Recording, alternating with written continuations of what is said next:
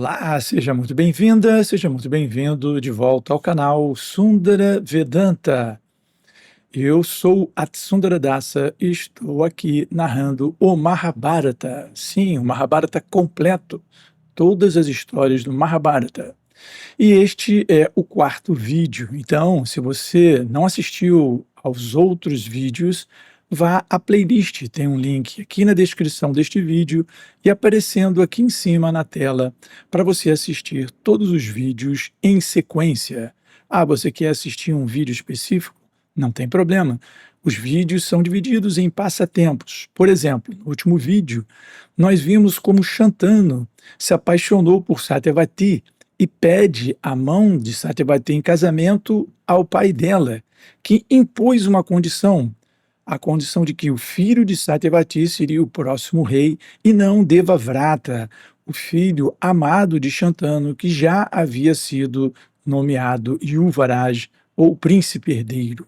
É claro que Shantanu não concorda com a condição, sai em silêncio e vai para o palácio, onde ele passa seus dias agora com grande tristeza. Fique comigo, a história já vai começar.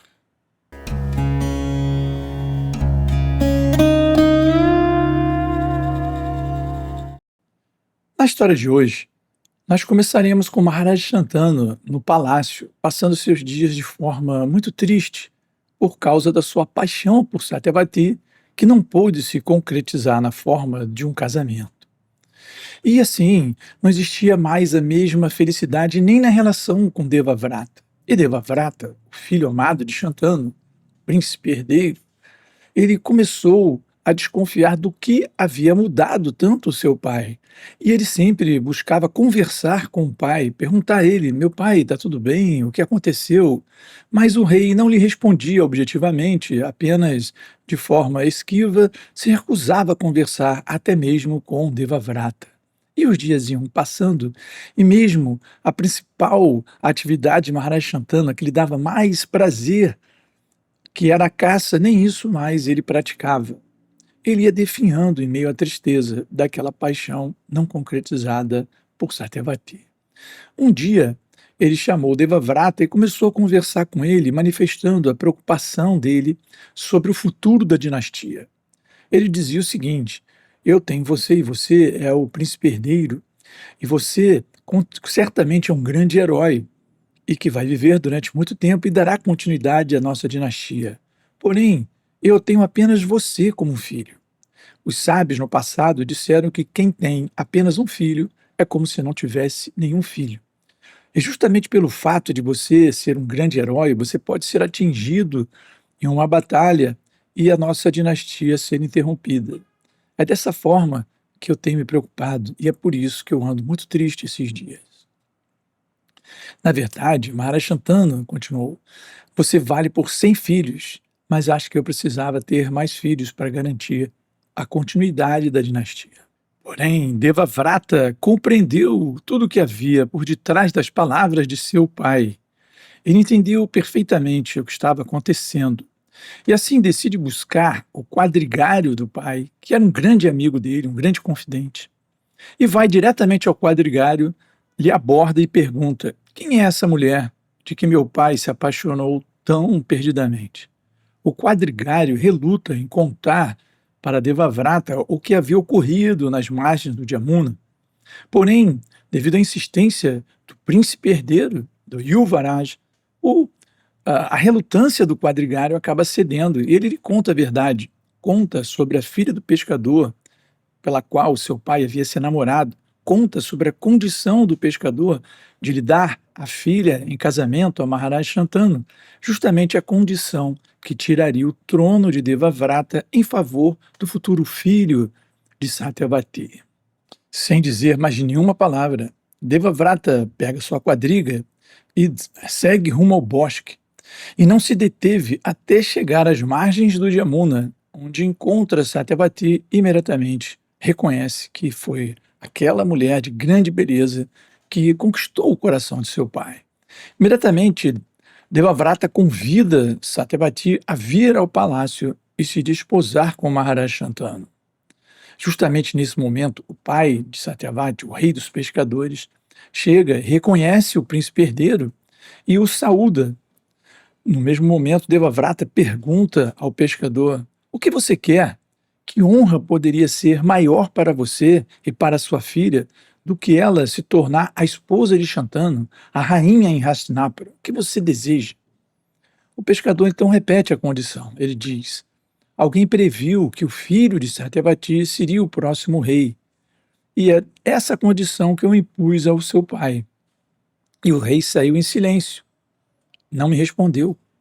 E Devavrata, percebendo a astúcia do pescador, confrontou a condição. Ele disse: "Pois bem, se é o neto que deve ser o próximo rei, se é essa a condição, eu vou renunciar o meu direito ao trono." O pescador fica muito surpreso, porém, recuperando o autocontrole, continua dizendo: "Meu senhor, foi muita nobreza sua renunciar ao trono, mas que segurança terei eu que os teus filhos não exigirão o trono de volta ao filho de Satyavati?" Devavrata, então, se surpreendeu por até que ponto chegou a astúcia daquele pescador e, sorrindo, imediatamente, ele diz: "Juro perante todos os habitantes da terra, dos céus e de outras regiões, juro ao meu próprio guru, Parashurama, e à minha própria mãe, Ganga, juro em nome do Dharma que eu jamais me casarei ou terei filhos." Naquele mesmo momento, começaram a cair flores dos planetas celestiais. Os próprios semideuses estavam derramando essas flores. E de toda parte ecoou o nome Bhishma, Bhishma, que significa aquele que faz um voto terrível e o cumpre. O pescador, então, entrega a filha a Devavrata e diz: "Toma, leva ao rei, ela agora é sua mãe também." Sem mais delongas, Devavrata saúda Satyavati, a faz subir na quadriga e dispara em relação a Hastinapura, em direção ao palácio de seu pai. Lá chegando, ele se dirige ao pai e diz: "Pai, eu trouxe Satyavati para você. Ela agora está aqui para ser a tua rainha. Acabe com teus dias de tristeza."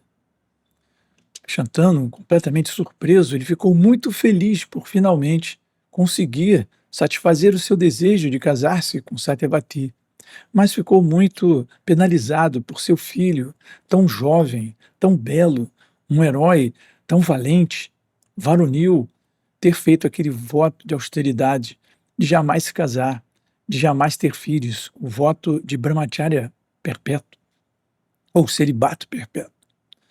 E na mesma hora, Shantanu usa o poder que ele conseguiu, mérito de todas as suas atividades, de todas as suas austeridades, e dá uma bênção a Bhishmadeva, agora Devavrata conhecido como Bhishmadeva, e dá a bênção de que ele só morreria quando ele assim o desejasse. A bênção chamada de Ichhamrityu, quando a pessoa morre só por sua própria vontade. Por fim, o casamento de Shantanu com Satyavati finalmente se realizou em Hastinapura, uma grande cerimônia onde muitos sábios e outros kshatras de outros reinos foram convidados. E assim os anos foram se passando. Shantanu viveu vários anos com Satyavati e teve 2 filhos. O primeiro, chamado Chitrangada, e o segundo, Vichitravirya. E os anos, enfim, passaram-se rapidamente. O rei foi envelhecendo e finalmente faleceu. Nesse momento, Bhishma tornou-se o regente do reino, porque Chitrangada era muito jovem para assumir o trono, primogênito de Maharaj Shantanu. E Bhishma cuidava de todos os assuntos do reino e nomeou Chitrangada como o príncipe herdeiro.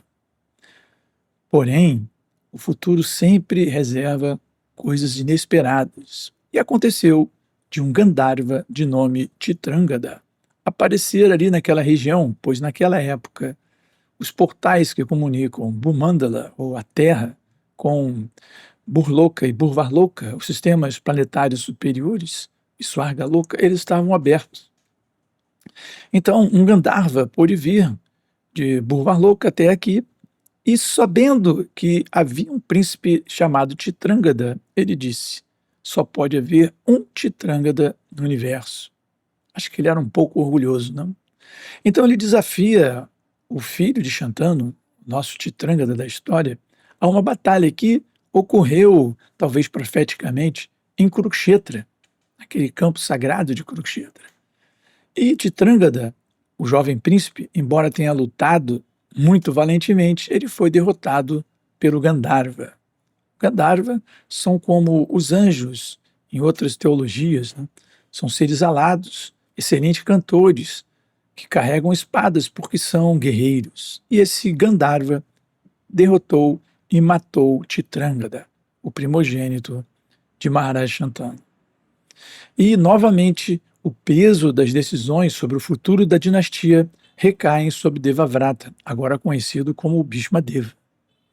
E Bhishmadeva coroa, então, o jovem Vichitravirya como o príncipe herdeiro e continua ele mesmo agindo como regente. Todos em Hastinapura estavam muito contentes com Bhishmadeva, o seu rei sem coroa. E os anos foram passando e passando. O voto de Bhishma estava sendo mantido, mas as consequências estavam apenas começando. Será que Bhishma cumprirá seu dever de continuar a dinastia sem quebrar sua promessa? Descubra no próximo vídeo como Bhishma vai usar o seu poder descomunal de batalha no famoso torneio de Kashi. Continue comigo, continue nessa playlist das histórias do Mahabharata. Até o próximo vídeo, espero você lá.